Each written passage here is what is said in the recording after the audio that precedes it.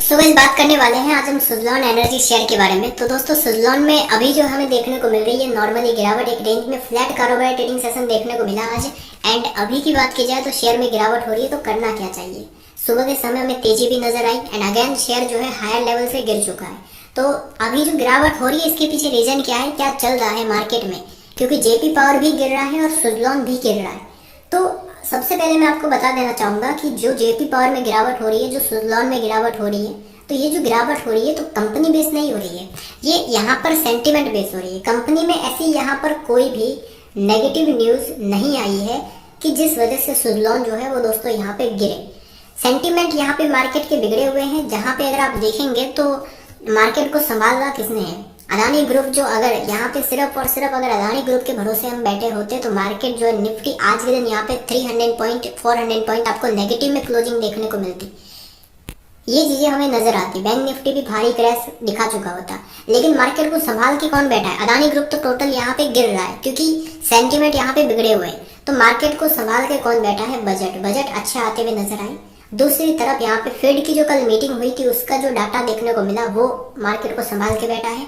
अब आरबीआई जो है, आरबीआई क्या डाटा लेके आता है, अगर आरबीआई का डाटा वो भी अच्छा निकलता है तो उस बेस पे मार्केट एक नई दिशा पकड़ेगा और मंडे से मार्केट यहाँ पे ब्लास्ट हो सकता है। मतलब एक शानदार रैली जो है वो मार्केट दिखाएगा। वॉल्यूम की बात की जाए सुज़लॉन में 8 करोड़ 60 लाख का वॉल्यूम है। मार्केट सेंटीमेंट की वजह से गिरावट हो रही है। 1,90,000 सेलिंग क्वांटिटी एम ऑर्डर में लगी हुई है एंड 25% का यहाँ पे डिलीवरी डाटा हमें सुज़लॉन में देखने को मिल रहा है।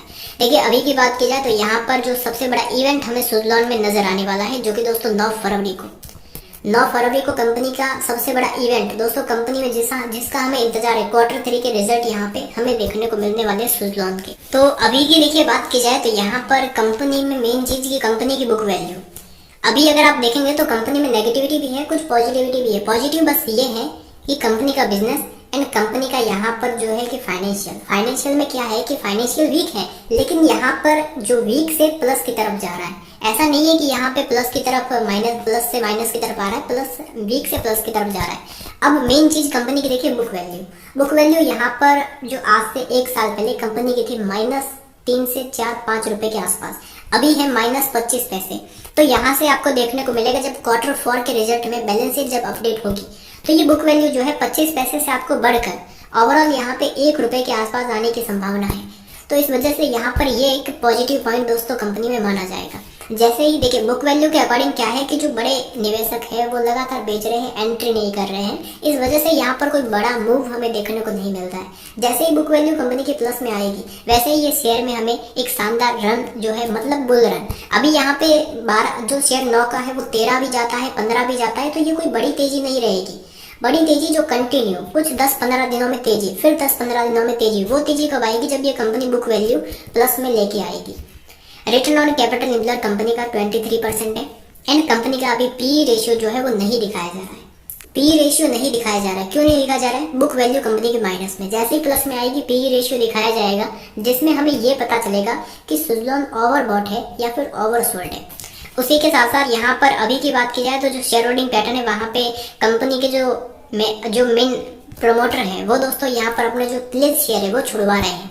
कंपनी की जो सेल्स है वो यहाँ पर आपको गिरते हुए नजर आई, उसके बाद अगेन बढ़ गई।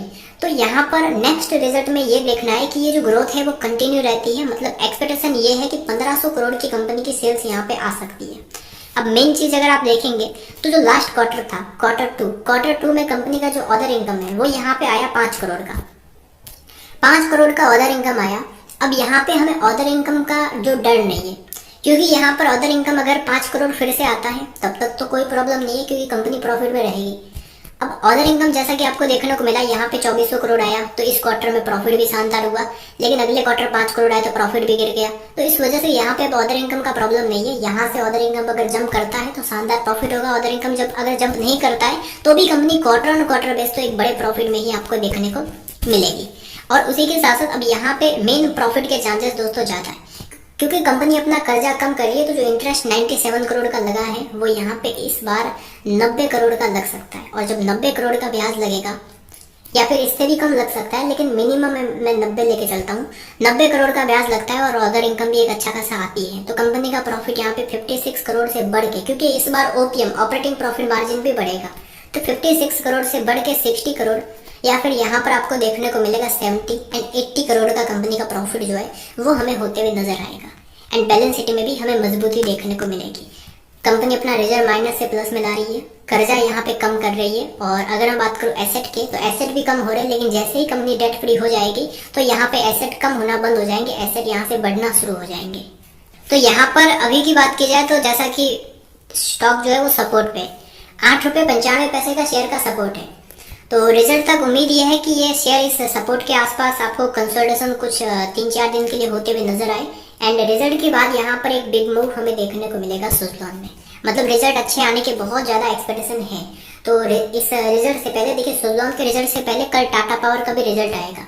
तो टाटा पावर का रिजल्ट आएगा तो टाटा पावर एंड इसका सेगमेंट एक ही है, तो उस पर भी हमें थोड़ा फोकस करना है कि उसके रिजल्ट कैसे आते हैं। उसके बाद आएंगे अदानी ग्रीन के रिजल्ट, उस पर भी फोकस करना है, उसके रिजल्ट कैसे आते हैं। अदानी पावर के भी रिजल्ट आएंगे तो उसका डाटा भी हमें देखना है कि उसके रिजल्ट कैसे आते हैं।